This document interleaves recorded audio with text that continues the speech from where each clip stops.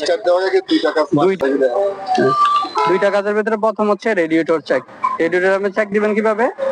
এটা তো অবশ্যই গাড়ি স্টার্ট দেওয়ার আগে, কিন্তু এখন আমরা চেক দিতে পারবো না, গাড়ি কিছুক্ষণ আগে আমরা চালাইছি, এখন গরম অবস্থা আছে। দেখতে পারে পানির লেভেলটা দেখবেন, মানে এখান থেকে মোটামুটি সকালবেলা দেখা লাগবে। মোবিল আর পানি এই দুটো। হ্যাঁ, মোবিল চেক দিবেন কিভাবে? মোবিল চেক দিবেন হচ্ছে আপনার এই ডিপস্টিক উঠাইতে হবে। হ্যাঁ, এভাবে যেমন আমরা উঠাইলাম, এই যে এটার নাম হচ্ছে ডিপস্টিক। হ্যাঁ, এখানে দুটো লেভেল দেওয়া আছে, ল আর হচ্ছে ফুল। তো ফুল থাকলে তো আপনারা টপ আপ করা লাগবে না, কিন্তু ফুলের নিচে যদি থাকে তাইলে আপনার মোবিল টপ আপ করা লাগবে, ঠিক আছে?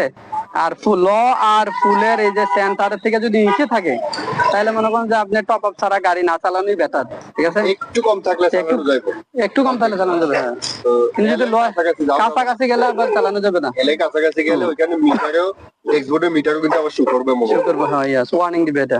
যদিও কোনো ভাবে এনে ভুল করছেন দেখছেন না, তো ওইখানে ওয়ার্নিং দিলে আবার এখানে এসে তো আবার চেক দিতে হবে লেভেল কমে। ইয়েস, মোবাইল হলো ইঞ্জিন অয়েল, ইঞ্জিনকে পিচ্ছিল রাখে, কোনোভাবেই কম রেখে চালানো যাবে না।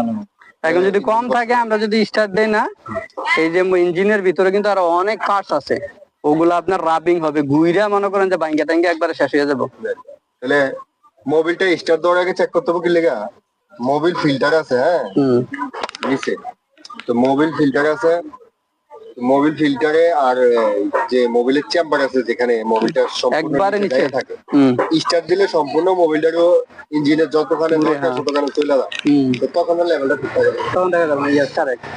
এই দুইটা জিনিস মনে রাখবেন। মোবিল আবার কেউ জিজ্ঞাসা করো, প্রশ্ন করো না করো, পানি চেক করবো, রেডিয়েটর ওয়াটার কুলেন্ট চেক আর ইঞ্জিন অয়েল চেক, এই দুইটা জিনিস আমরা করবেন, আর অন্য কিছু এই জিনিসটা পরে